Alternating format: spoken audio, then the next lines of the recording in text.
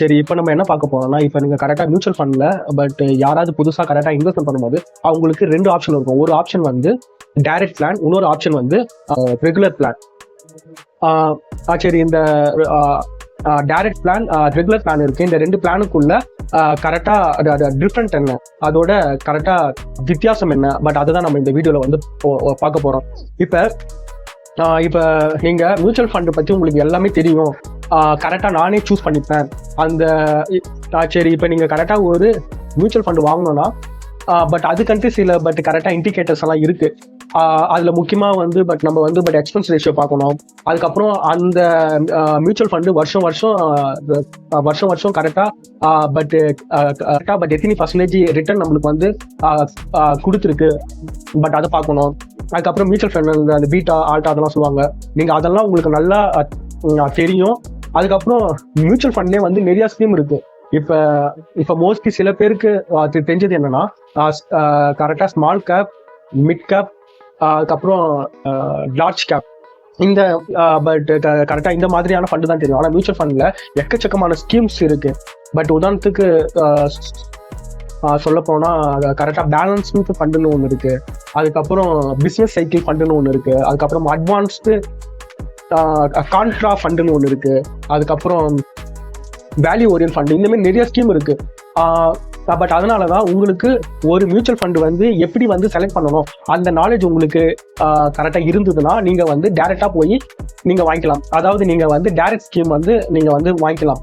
Regular ஸ்கீம்னா but என்னன்னா, mutual fund டிஸ்ட்ரிபியூட்டர்னு இருப்பாங்க, அவங்க கிட்ட நீங்க வாங்குறது தான் ரெகுலர் மியூச்சுவல் ஃபண்ட் சொல்லுவாங்க. அந்த மியூச்சுவல் ஃபண்ட் டிஸ்ட்ரிபியூட்டர் உங்களுக்கு வந்து கைட் பண்ணுவாரு, நீங்க இந்த ஃபண்டு வாங்கலாம்.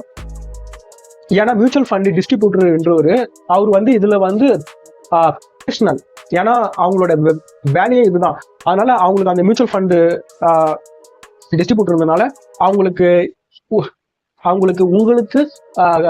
கரெக்டா எந்த மாரி ஃபண்டுல கரெக்டா இன்வெஸ்ட் பண்ணா உங்களுக்கு வந்து பயனுள்ளதா இருக்கும் அப்படின்ட்டு அவர் வந்து பட் உங்ககிட்ட பேசி அவர் வந்து கால்குலேஷன்லாம் பண்ணி அதுக்கப்புறம் வந்து கரெக்டா இன்வெஸ்ட் பண்ணுவாரு. இது ரெகுலர் ஃபண்டு.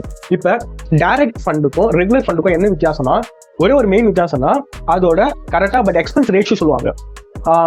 எக்ஸ்பென்ஸ் ரேஷியோனா என்னன்னா, இப்ப நீங்க ஒரு 1000 ரூபாய் கரெக்டா இன்வெஸ்ட்மெண்ட் பண்றீங்கன்னா, அந்த ஒரு மியூச்சுவல் ஃபண்ட் வாங்குறீங்கன்னா, அந்த 1000 ரூபாய்க்கு அந்த மியூச்சுவல் ஃபண்ட் வாங்குறீங்கன்னா அதுக்கன்ட்டு ஒரு ஃபண்ட் மேனேஜர் இருப்பாரு, அவருக்கன்ட்டு சில செலவுகள் எல்லாம் இருக்கும். அந்த செலவுகள் எல்லாம் சமாளிக்கிறதுக்காக உங்ககிட்ட இருந்து 1% இல்லை 0.5% ஒரு பர்டிகுலர் பர்சன்டேஜ் அமௌண்ட்டை வந்து உங்ககிட்ட இருந்து அவங்க வந்து கலெக்ட் பண்ணுவாங்க. அதுதான் எக்ஸ்பென்ஸ் சொல்லுவாங்க. இந்த ரெகுலர் ஃபண்ட்ல வந்து ரெண்டு பேருக்கும் அந்த சின்ன கமிஷன் போகும். ஒன்று வந்து ஃபண்ட் மேனேஜருக்கு ஒரு பர்டிகுலர் கமிஷன் போகும். அதுக்கப்புறம் நீங்க ரெகுலர் ஃபண்ட்னால அந்த மியூச்சுவல் ஃபண்ட் டிஸ்ட்ரிபியூட்டர் இருக்கிறார்ல அவருக்கும் ஒரு குறிப்பிட்ட பர்சன்டேஜ் போகும். அதனால நீங்க டைரக்ட் பிளான் வந்து கம்பேர் பண்ணும்போது ரெகுலர் பிளான்ல உங்களோட எக்ஸ்பென்ஸ் ரேஷியோ வந்து அதிகமா இருக்கும். இதுதான் வித்தியாசம். ஒரு அப்ராக்சிமேட்டா ஒரு 19% வரைக்கும் டைரக்ட் பிளானுக்கும் டைரக்ட் பிளானுக்கும் ரெகுலர் பிளானுக்கும் வித்தியாசம் இருக்கும். இதுதான் இந்த வித்தியாசம்.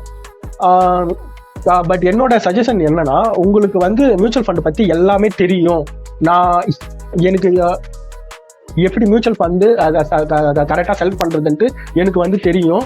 அப்போ மாரி மியூச்சுவல் ஃபண்ட்ல எப்போ நம்ம கரெக்டாக இன்வெஸ்ட் பண்ணணும், எப்போ வந்து ஸ்டாப் பண்ணணும், எப்போ வந்து நம்ம கரெக்டாக வித்ட்ரா பண்ணணும், எப்போ மியூச்சுவல் ஃபண்டு எக்ஸ்சேஞ்ச் பண்ணணும், இதெல்லாம் உங்களுக்கு வந்து தெரியும்னா நீங்க டைரக்ட் பிளான்லேயே போய் வாங்கலாம். இல்ல எனக்கு இதெல்லாம் தெரியாது அப்படின்னா நீங்க ஒரு மியூச்சுவல் ஃபண்டு டிஸ்ட்ரிபியூட்டர் கிட்ட போய் ரெகுலர் மியூச்சுவல் ஃபண்டே நீங்க வாங்கலாம். அது வந்து உங்களோட ஆப்ஷன்.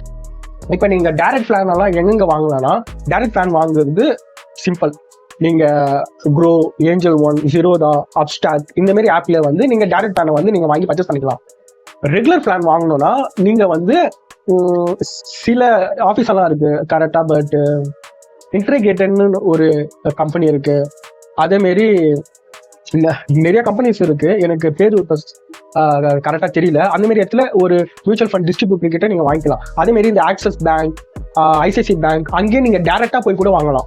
நீங்க அந்த பேங்க் இருக்குல்ல, அங்க போய் டைரக்டா போயிட்டு நான் இந்த மாதிரி ஒரு அமௌண்ட் இருக்கு மியூச்சுவல் ஃபண்ட்ல நாங்க வந்து கரெக்டா இன்வெஸ்ட்மெண்ட் வந்து பண்ண போறோம் அப்படி சொன்னாவே அவங்க கிட்ட சொன்னா அவங்களும் உங்களுக்கு ஆப்ஷன் கேட்பாங்க, உங்களுக்கு ரெகுலர் பிளான் வேணுமா இல்ல டைரக்ட் பிளான் வேணுமான்ட்டு. நீங்க ரெகுலர் பிளான் அவங்க கிட்ட கேட்டு கூட நீங்க வாங்கி கரெக்டா இன்வெஸ்ட் பண்ணலாம்.